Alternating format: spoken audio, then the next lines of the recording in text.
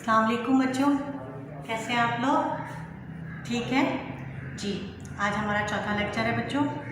ठीक है, गुज़िश्ता लेक्चर में हमने सबक की इबारत की तशरीह की। ठीक है, सबक का खुलासा किया और मुसन्निफ़ के तारीफ़ को समझा। ठीक, आज हम पढ़ रहे हैं हिस्सा शायरी। हिस्सा शायरी में से मैंने आपको बताया था ना बच्चों शुरू में पहले लेक्चर में कि उर्दू अदब में ये हमारी 11वीं जमात की उर्दू की किताब को 2 हिस्सों में तकसीम किया हुआ है, एक हिस्सा शायरी और एक हिस्सा नसर। तो कभी हम हिस्सा नसर में से पढ़ेंगे और कभी हम हिस्सा शायरी में से पढ़ेंगे। अगर सबक में से हमने एक क्या कहते हैं मजमून पढ़ लिया तो शायरी में से हम एक नज़म, गज़ल, हम, नात ये सब पढ़ेंगे। ठीक है, तो आज जो हमने आज अपने सब्जेक्ट टॉपिक को चुना है वो है हम। ठीक है, सबसे पहली मंजूमात में सबसे पहले आते हैं हम। मंजूमात किसे कहते हैं? नज़म की जमा। नज़म की जमा मंजूमात। ठीक है, नज़म में सबसे पहले आती है हम। ठीक, हम है हमारी सबसे पहले, उसके बाद इसके शायर कौन है? नज़ीर अकबर आबादी। सही है, नज़ीर अकबर आबादी इसके शायर हैं। अब बच्चों देखिए, इससे शायरी पढ़ रहे हैं आज हम। सबसे पहले हम तारुफ़ नज़म यानी हम का तारुफ़ करेंगे कि हम क्या चीज़ है। ठीक है, उसका हम का मफ़हूम हम इसको पढ़ेंगे। ठीक है, फिर उसके बाद तारुफ़ शायर। हम के लिखने वाले जो हैं नज़ीर अकबर आबादी, उनकी उर्दू अदब में क्या मकाम है, उर्दू अदब में किस तरह से जाने माने जाते हैं, उनके बारे में पढ़ेंगे। फिर हम के अशार की तशरीह किस तरह की जाती है वो मैं आपको बताऊंगी।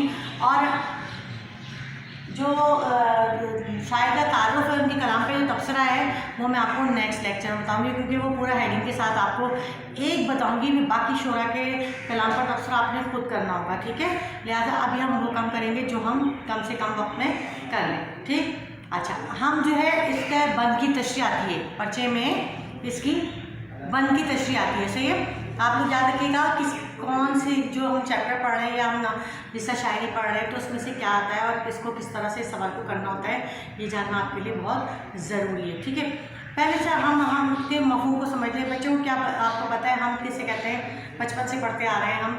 ठीक है, हमें पता है कि हम किसे कहते हैं। हम तो ऐसी नज़म को कहते हैं जिसमें परवरदिगार की कुदरत बयान हो, खुदा अल्लाह ताला की तारीफ़ बयान हो, अल्लाह ताला की बड़ाई बयान हो, अल्लाह ताला की जो पैदा करदा दुनिया में चीज़ें हैं उनके बारे में बयान हो। ठीक है, अल्लाह ये हम की तारीफ़ है। ठीक है, अच्छा, हम के जो बंद हैं वो 2 से 4, 4 से 5 अशार पर मुश्तमिल होते हैं। ठीक है, एक बंद की तशरीह आती है और वो बंद की तशरीह आपको पूरे एक बंद की तशरीह करनी पड़ती है और उसके साथ आपको एक दूसरा सवाल दिया जाता है ऑप्शन के तौर पर मरकज़ी ख्याल। तो हमारा फोकस जो है ज़्यादातर मरकज़ी ख्याल पर होता है, लेकिन अगर मरकज़ी ख्याल नहीं आता तो हम बंद की तशरीह भी कर सकते हैं। लिहाजा बंद की तशरीह आसान होती है, हम की तशरीह करना इतना मुश्किल नहीं होता। तो अगर हम समझ देंगे आज, तो अगर कभी हमारे पास ऐसा वक्त पड़ा तो हम ये भी कर लेंगे। ठीक है, तो बंद की पहले तो हम ऐसा करते हैं, हम पढ़ते हैं, हम का मफ़हूम मैंने आपको समझा दिया। ठीक है, अब हम पढ़ते हैं, फिर हम के अशार की तशरीहात करते हैं, फिर मैं देखती हूँ आप लोगों को कितना समझ में आया। बच्चों किताबें निकालिए और हम निकालिए। ठीक है, ये देखिए मेरे पास भी किताब रखी है, 110 सफ़ा नंबर 110 नज़ीर अकबर आबादी हम। ठीक है, पहला पढ़ रही हूँ मैं बंद। ठीक है, इलाही तू फयाज़ है और करीम, इलाही तू गफ़्फ़ार है और रहीम, मुक़द्दस मौला मुनज़्ज़ह अज़ीम, न तेरा शरीक न तेरा सही, तेरी ज़ात वाला है यकता कदीम। ठीक है, अब देखिए जब भी हम कभी किसी शेर की तशरीह कर होते हैं तो सबसे पहला जो हमारे पास हेडिंग आती है वो आती है मुश्किल अल्फाज की, कि मुश्किल अल्फाज क्या है। अब आप लोग पेंसिल और वो लेकर बैठिएगा किताब, तो आप लाजमी से बैठे जैसे जैसे मैं मायने बताती जाऊँ, आप किताब पे फ़िलहाल लिख लीजिएगा, फिर जब आप इसकी तशरीह करने बैठेंगे तो आपको पता होगा कि इसके मायने क्या है। ठीक है, देखिए फयाज़ कहते हैं सक़ी को। ठीक है, करीम करम करने वाला और गफ़्फ़ार बख्शने वाला, रहीम रहम करने वाला, मुक़द्दस पाक, मुअल्ला बुलंद वाला, मुनज़्ज़ह बेऐब अज़ीम अज़मत वाला, और शरीक तेरा सही ना मतलब किसी को शरीक ना करने वाला। ठीक है, तो ये तेरी ज़ात वाले यकता वाहिद को कहते हैं। ठीक है, लिख लिया, दोबारा से बोलूँ फिर सुन लीजिए। फयाज़ सक़ी, करीम करम करने वाला, गफ़्फ़ार बख्शने वाला, रहीम रहम करने वाला, मुक़द्दस पाक, मौला बुलंद वाला, मुनज़्ज़ह बेऐब अज़ीम अज़मत वाला, ٹھیک ہے، یکتا واحد. اچھا دیکھیے بچوں، میں آپ کو جہاں تک ہو سکتا ہے میں اس کے اشعار کی تشریح بتاؤں گی. لیکچر لمبا ہو گیا تو میں وہیں پہ اسٹاپ کر دوں گی، باقی کے اشعار کی تشریحات آپ لوگ خود کریں گے. ٹھیک ہے، چلیں. سب سے پہلے مشکل الفاظ اپنے یہاں پہ لکھ لیجیے. تشریح کرنے کے لیے سب سے پہلے ہم نے مشکل الفاظ لکھ دیے، پھر اس کے بعد تشریح کی ہیڈنگ ڈالتے ہیں. تشریح کی ہیڈنگ ڈال کے پھر ہم اس کی تشریح کرتے ہیں. ٹھیک ہے، انہیں ڈال دیتی ہیں ہیڈنگ تو آپ کو بھی پتہ چل جائے تشریح. صحیح، یہ ہیڈنگ ڈال کے ہم تشریح شروع کر دیتے ہیں. اب دیکھیے پہلے اللہ تعالیٰ اس شعر میں ہم اسٹارٹ جب کرتے ہیں تو ہم یہ کہتے ہیں اس شعر میں شاعر نے بتانے کی کوشش کی اللہ تعالیٰ کی کبریائی بیان کی ہے، اللہ تعالیٰ کی ثقافت، اللہ تعالیٰ کی دریا دلی، اللہ تعالیٰ کی پاک بازی، اللہ تعالیٰ کی مہربانی، اللہ تعالیٰ کی جو تمام صفات ہیں، بے شمار صفات ہیں اللہ تعالیٰ کے اندر، ان تمام صفات کو بیان کیا ہے کہ اللہ تعالیٰ بے عیب ہے، واحد ہے، ازل سے ہے، ابد تک رہے گا، اور کوئی شریک نہیں ہے، جو ہمیشہ قائم رہنے والا ہے، جس نے دنیا اس کائنات کو قائم کیا، بہت عظمت والا ہے، بہت مرتبے والا ہے، جس کا کوئی شریک نہیں ہے، بنا ماں باپ کے ہے، اور اس کا کوئی بہن بھائی نہیں ہے، اور اس کی ذات جو ہے وہ قدیم زمانے سے، عرصے سے ہے اور ازل سے ہے اور ابد تک رہے گی. ٹھیک ہے، جو سخی ہے، ثقافت کرتا ہے، جو کریم ہے، مہربانی کرتا ہے، جو بخشتا ہے، غفار ہے، جو رحم کرنے والا ہے، جس کی ذات جو ہے پاک و مقدس ہے، جو بلند و بالا ہے، بے عیب ہے، عظمت والا ہے. میرا پروردگار ان تمام صفاتوں کا حامل ہے، کیونکہ میرے پروردگار جو ہے وہ سب سے اچھا ہے، اور میرے پروردگار نے جو ہے دنیا میں بہت ساری چیزیں ہمارے لیے پیدا کی ہیں اس لیے، اور تمام انسانوں کے لیے آسانیاں پیدا کی ہیں اس لیے. اس کی ذات جو ہے سب سے عظیم ہے، سب سے مرتبت ہے، بخشنے والا ہے، وہ انسانوں کے تمام گناہوں کو بخشتا ہے، وہ انسانوں پر مہربانی کرتا ہے. ٹھیک ہے، نیکسٹ پڑھیں شعر، غور سے دیکھیے. سیکنڈ، تیرے حسن قدرت یا کرو گار کیے ہیں جہاں میں وہ نقش و نگار، پہنچتی نہیں عقل انہیں ذرہ وار، تحیر میں ہے دیکھ کر بار بار، ہے جتنے جہاں میں ذہین و فہیم. ٹھیک ہے، اب ایک بندے کروگار کہتے ہیں خدا کو، یعنی پروردگار کو. ٹھیک، نقش و نگار گل پھول بوٹے جو ڈیزائن وغیرہ بناتے ہیں ان کی بات کر رہے ہیں. ٹھیک ہے، ذرہ وار جتنی بھی دنیا میں چیزیں ہیں ان کو دیکھ کر جو بندہ حیران ہو جاتا ہے، تحیر حیرت کو کہتے ہیں. ٹھیک ہے، کہتے ہیں کہ میری پروردگار کا قدرت تو دیکھو، اللہ تعالیٰ کی صلاحیت تو دیکھو، کہ اللہ میں جو شاعر کہتے ہیں کہ قدرت تو دیکھو کہ اس نے جہاں کو کتنے خوبصورت نقش و نگار سے بنایا. یہ دنیا بے جان، بے رنگ، بے روح تھی. ٹھیک ہے، انسانوں کی آبادی سے پہلے یہ دنیا بالکل بے رنگ تھی. اللہ تعالیٰ نے جب انسان کو پیدا کیا تو اس کے لیے کائنات کے سورج، چاند، ستارے، پھول پودے، درخت، آبشارے، دریا، سمندر، یہ سب چیزیں اللہ تعالیٰ نے دنیا میں پیدا کر کے دنیا کو سجا دیا، دنیا کو بنا دیا صرف اور صرف انسانوں کے لیے، تاکہ انسان جو ہے اس کو اپنے عقل سے، اپنے شعور سے جو ہے ان سے فائدہ اٹھا سکے، ان کو حاصل کر سکے. تو میرے پروردگار کی کتنی مہربانی ہے کہ جتنا بھی شکر ادا کریں کم ہے کہ میرے پروردگار نے تمام چیزوں کو انسانوں کے لیے پیدا کیا، ہم سب کے لیے پیدا کیا، ہم سب لوگوں کے لیے کوئی ان سب چیزوں کو بخشا، انعام کے طور پر دیا. ٹھیک، تیسرا شعر ہے، زمین پر سماوات گرداں کیے، نجوم ان میں کیا کیا درخشاں کیے، نباتات بے حد نمایاں کیے، عیاں بحر سے در مرجاں کیے، حجر سے جواہر بھی زر وسیع.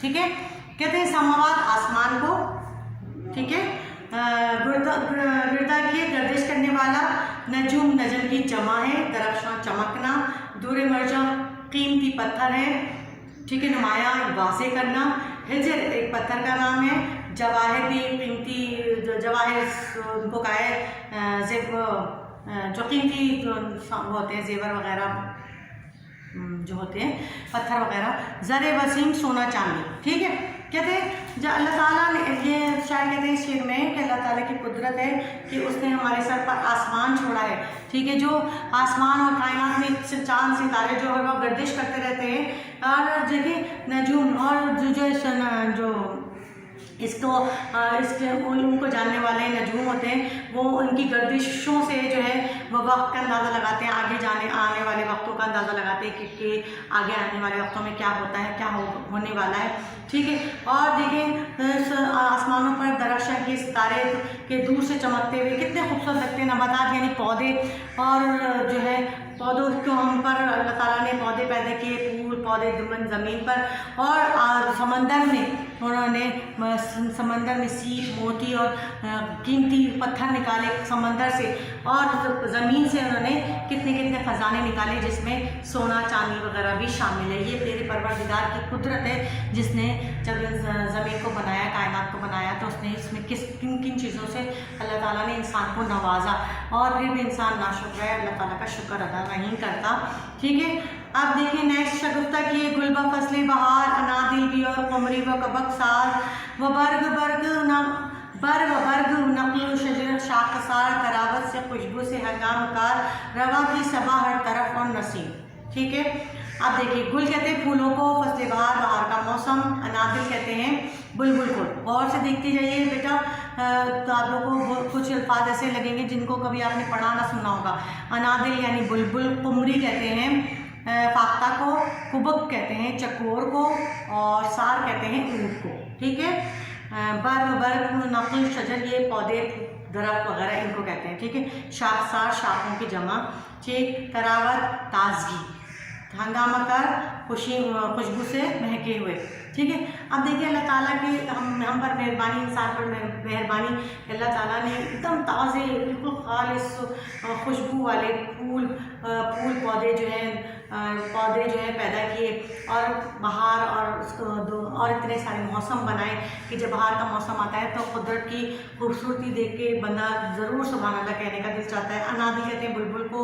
ٹھیک ہے، کہتے ہیں جیسے یہ بلبل، فاختہ، چکور اور اونٹ، یہ اتنے سارے جانور اور پرندے اللہ تعالیٰ نے پیدا کیے، پودے پھول پتے شاخ یہ سب پیدا کیے، ان سب کو کس لیے؟ انسان کے لیے، کہ جن سے جب باغ میں جائے تو ان کی خوشبوؤں سے، ان کے رنگوں سے جو ہے انسان مستفید ہو، اور جو ہے وہ ان سے تمام باغوں کو خوشبوؤں سے مہکا دیا۔ اور دوا کی صبا کہتے ہیں ہوا کو، نسیم بھی ہوا کو کہتے ہیں۔ ٹھیک ہے، تو کہہ رہے ہیں ہر طرف ہوا کا چلنا ہمیں اپنے پروردگار کی جو ہے قدرت کا احساس دلاتی ہے، کیونکہ جس وقت یہ ہوا رک جائے گی انسان کا سانس لینا مشکل ہو جائے گا۔ یہ میرے پروردگار کی ہم پر مہربانی ہے کہ اس نے ہم پر جو ہے ہوا بھی ہمیں نعمت کے طور پر عطا کی انہیں دولت معرفت عبادت عطا کو منزلت حیا حسن الفت ادب مصلحت تمیز سخن خلق خشک مکرمت فرما دیے اور ناز و نہیں۔ دیکھیں ابھی تک تو بات جو ہے قدرتی چیزوں کی ہو رہی تھی جو اللہ تعالیٰ نے زمین پر پیدا کی ہیں، جیسے انسان اپنے جو ہے عقل و شعور کے ساتھ استعمال کر سکتا ہے، اپنے بروئے کار لا کر ٹھیک ہے ان کو استعمال کر سکتا ہے۔ لیکن اب بات آ رہی ہے انسان کی اپنی جو ایک شخصیت ہے، اس میں اللہ تعالیٰ نے انسان کو پہچان دی ہے، دولت معرفت یعنی شعور کی دولت دی ہے۔ ٹھیک ہے، اللہ تعالیٰ نے دولت معرفت یعنی اللہ تعالیٰ نے انسان کو شعور کی دولت سے مالا مال کیا ہے، اسے عبادت کرنا سکھایا، عطا مہربانی کرنا سکھایا، بالکل منزلت نیک نام ہونا کو کہا ہے، حیا انسان کی شرم حیا حسن الفت محبت مصلحت کی کس طرح موقع کے حساب سے جو ہے بات کرنی چاہیے، انسان کو تمیز سخن گفتگو کا سلیقہ سکھایا، خلق خشک مکرمت اور بزرگوں کی اور بڑوں کی عزت کرنا سکھائیے۔ یہ اللہ تعالیٰ نے ہمیں پیغمبر بھیجا، ہمارے پیارے نبی صلی اللہ علیہ وسلم کو اس مقصد کے لیے بھیجا کہ انسانوں کو ان تمام چیزوں سے آراستہ کریں، انسانوں کو تمام چیزیں سکھائیں۔ یہ اللہ تعالیٰ کی طرف سے عطا کردہ چیزیں ہیں جو ہمیں اللہ تعالیٰ نے بھیجی ہیں، اور اللہ تعالیٰ نے کتنی ناز و نعیم عزت اور نعمتیں ہمارے لیے پیدا کی، کثرت فرما جو ہے کثرت سے ان تمام نعمتوں کو اللہ تعالیٰ نے انسانوں کے لیے پیدا کیا ہے۔ ٹھیک ہے، تیرا شکر ایسا کس سے ادا ہمیں وہاں سے تو نے پیدا کیا اور الطاف بے انتہا نظیر اس سوا کیا کہے سر جھکائی تیرے اکرام یا کریم۔ لیکن جب آخری شعر آتا ہے یہ آخری شعر نامت کا، تو شاعر اپنا تخلص یعنی اپنا نام استعمال کرتا ہے اور اپنے آپ سے مخاطب ہو کر کچھ کہتا ہے۔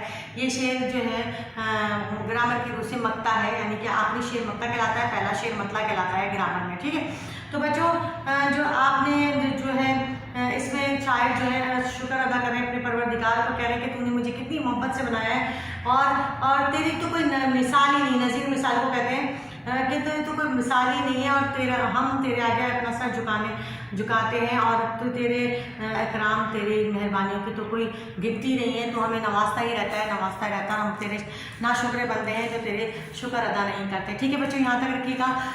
صرف ایک شعر کی تشریح شاعر کے حوالے اور مشکل الفاظ کے ساتھ، ٹھیک ہے، آپ کر کے لائیں گے تو جو ہے مجھے پتہ چلے گا کہ آپ کو کس حد تک تشریح سمجھ میں آئی۔ ٹھیک ہے، تو اب میں تھوڑا سا طریقہ بھی بتا دیتی ہوں، نہیں تو آپ کنفیوز ہوں گے کہ مثل طریقہ تو بتایا ہی نہیں ہے، کس طرح کریں گے۔ دیکھیں، سب سے پہلے آپ ہیڈنگ ڈالیں گے تعارف نظم کی، اس میں بتائے گا کہ بندرجہ ذیل نظم، جو بندرجہ ذیل یہ بندرجہ ذیل بند جو ہے یا شعر جو ہے اس نظم یعنی ہم سے لیا گیا ہے، ٹھیک ہے، اور اس کے لکھنے والے نذیر اکبر آبادی ہیں۔ پھر تعارفی شاعر نذیر اکبر آبادی کو عوامی شاعر کہا جاتا ہے، اور ان کے بارے میں 2 لائنیں آپ لکھ دیں گے۔ ٹھیک ہے، مشکل الفاظ میں ابھی میں نے مجھے مشکل الفاظ وہ بتایا وہ کرنے، اس کے بعد تشریح کی گا، آگے سمجھ گئے۔ اچھا، ان کے کلام پر تبصرہ میں آپ کو جو ہے پورا جو ہیڈنگ کے ساتھ بتاؤں گی، لہٰذا رجسٹر لے کے بیٹھیے گا نیکسٹ لیکچر میں۔